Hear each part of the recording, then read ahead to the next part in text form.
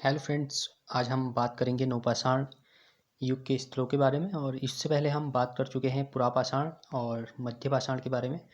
वो हमारे कंप्लीट हो चुके हैं और आज हम जिसको समझने जा रहे हैं वो है हमारा नवपाषाण युग। और नवपाषाण युग को समझेंगे इस चार्ट के माध्यम से। और सबसे पहले हम नवपाषाण को जो नियोलिथिक युग भी कहा जाता है, इसको नियोलिथिक। और जो नियो शब्द है ये हमारे यूनानी भाषा से संबंधित है। यानी जो ये नियो शब्द है ये यूनानी भाषा का शब्द है और नियो का मतलब होता है नवीन। और इसी नाम से इसको जो है नवपाषाण काल भी इसको कहा जाता है। और जो नवपाषाण काल को हम जब अगर इससे पहले जो पुरापाषाण काल और मध्यपाषाण काल से अगर इसकी तुलना करी जाए तो इसमें काफ़ी चीज़ों हमें जो है काफ़ी बदलाव देखने को मिलता है। जैसे कि उसमें जो पुरापाषाण काल था उसमें मानव अल्प विकसित अवस्था में था, एक प्रकार से उसका शुरुआत हुई थी विकास की वहाँ से। और दूसरा हमारे जो मध्यपाषाण है उसमें वो थोड़ा बहुत विकसित हो चुका था। और जो यहाँ हमारा जो मध्य ये नवपाषाण काल आता है, नवपाषाण काल में मानव ने काफ़ी विकास कर लिया था। और इस काल को नवपाषाण काल को खाद्य एवं उत्पादक से भी इसको जाना जाता है, क्योंकि यहाँ पे जो खाद्य सामग्री है और उसको इकट्ठा करना और उसका उत्पादन करना भी यहाँ पे एक प्रकार से उसके साक्ष्य मिले हैं। तो इस आधार पे कहा जा सकता है कि जो मानव था वो नवपाषाण काल में क्या है, वो अपनी जो एक प्रकार से खेती करना और अपने लिए खाने का सामान को इकट्ठा करना, उसका उत्पादन करना, उसको उगाना, ये सारी चीज़ें वहाँ से शुरुआत होने लग गई थी हमारे नवपाषाण काल से। तो इसी चीज़ को हम समझने जा रहे हैं आज, इसको चार्ट के माध्यम से समझेंगे और जानेंगे कि नवपाषाण काल में क्या-क्या चीज़ें हुई हैं और क्या-क्या हमें कहाँ से क्या प्राप्त हुआ है। यहाँ पे हम सिर्फ़ इतना समझेंगे ये स्थल कहाँ पे हैं।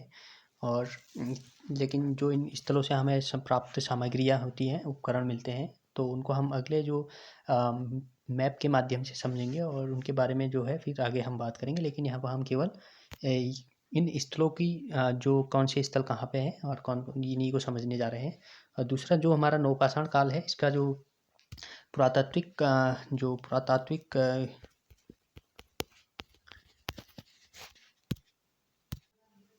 इसकी जो पुरातात्विक जो खोज का श्रेय जाता है हमारे, ये हैं हमारे डॉक्टर प्राइम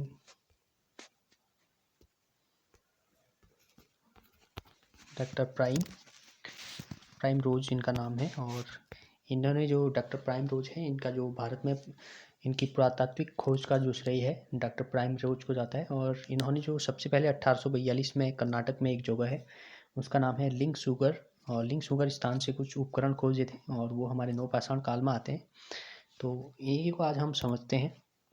तो जैसे कि आप देख सकते हैं यहाँ पे नवपाषाण युग के स्थल यहाँ पे है, ऊपर हेडिंग है। और इसको 5 भागों में विभाजित किया गया है हमारे भारत को। सबसे पहले यहाँ पर आप देख सकते हैं उत्तर पश्चिम भारत है, और दूसरे नंबर पे यहाँ पर कश्मीर, और इसके बाद से उत्तरी भारत है, और इसके अलावा पूर्वी भारत है, और ये है हमारा प्रायद्वीपीय भारत। और ये जो है इसको 5 भागों में विभाजित करा गया है इन नवपाषाणिक युग के स्थलों को। और सबसे पहले इसमें जो हमारा उत्तर पश्चिमी जो भारत है इसको देखते हैं, इसमें कौन कौन से स्थल आते हैं उत्तर पश्चिमी उसमें।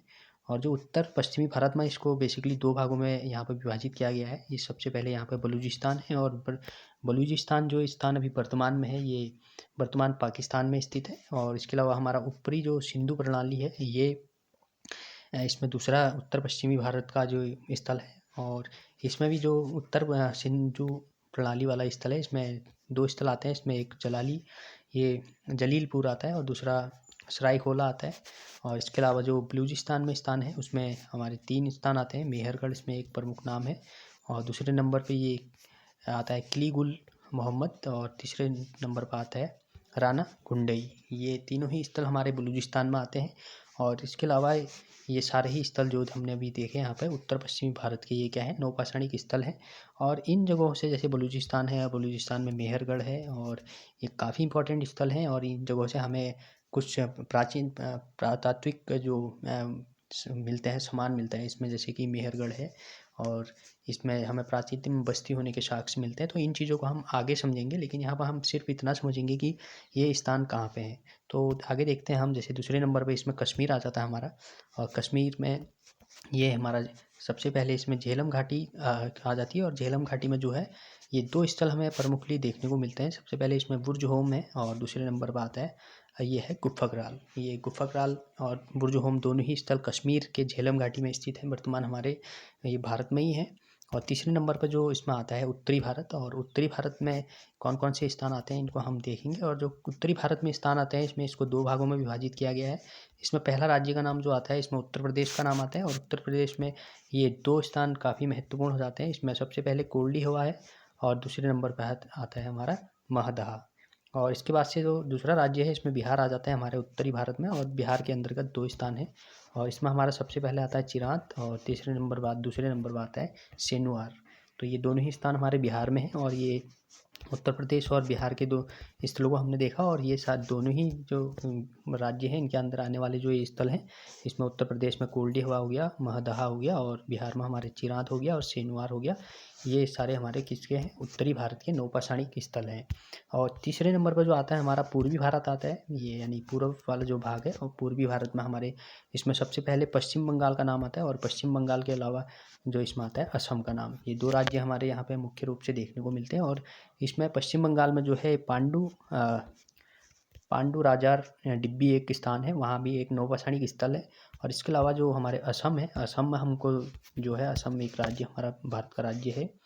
और इसमें असम के अंदर पहले हमारा तारू एक स्थान है, और दूसरे नंबर पर आता है मारक टोला। ये दोनों ही स्थान हमारे कहाँ हैं, असम के अंदर क्या है, नौपाषाणिक स्थल है।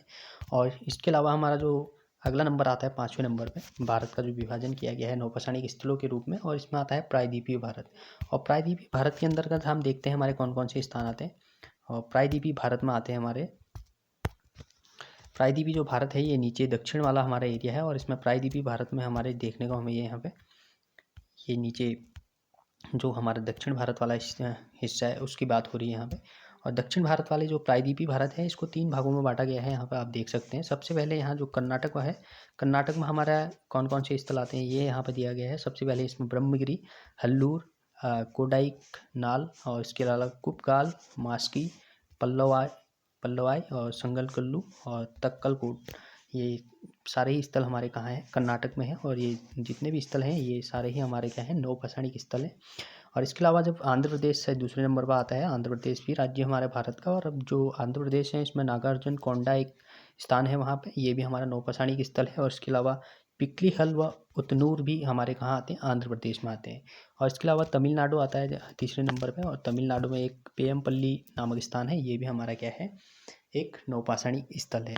तो यहाँ पर हमने सिर्फ इतना देखना है कि कौन से राज्य में कितने स्थल आते हैं, और राज्य भी नहीं, इसमें हमें ये समझना है कि उत्तर पश्चिमी भारत और कश्मीर, इसके अलावा उत्तरी भारत और पूर्वी भारत, और इसके अलावा प्रायद्वीपीय भारत। क्योंकि जो क्वेश्चन बनता है इसमें, जो प्रश्न बनते हैं उसमें बनते हैं कि बताइए इनमें से कौन सा स्थान उत्तरी भारत का है, या कौन सा स्थान यहाँ इसमें से पूर्वी भारत में आता है, या पश्चिमी भारत में आता है, या उत्तरी पश्चिम भारत में आता है, ये क्वेश्चन बन सकता है। और दूसरा इसमें से एक प्रश्न जो बनते हैं इसमें से, जैसे मेहरगढ़ है बलूचिस्तान में, तो यहाँ से क्या मिला था ये प्रश्न पूछते हैं। और जो यहाँ पे से इन स्थानों से हमें चीज़ें मिली हैं उसको हम अगले वाले उसमें समझेंगे, उसको मैप के माध्यम से समझेंगे, और उसको एक अलग से चार्ट में समझेंगे। उसके लिए एक अलग से वीडियो बनाई जाएगी, इसमें हमने सिर्फ इनकी लोकेशन देखनी है, और ये कहाँ पे हैं और कौन कौन से स्थल कहाँ पे है, यही हम समझने की कोशिश करेंगे। और नेक्स्ट वीडियो इसका जल्दी आएगा। और ये आपको कैसा लगा ये आप ज़रूर बताएं, और कमेंट बॉक्स में अपनी राय ज़रूर दें हमको। और वीडियो को देखने के लिए thank you so much for watching this video, and जल्दी हम इसके नेक्स्ट पार्ट में मिलेंगे। एंड लाइक शेयर सब्सक्राइब जरूर करें वीडियो को। So thank you.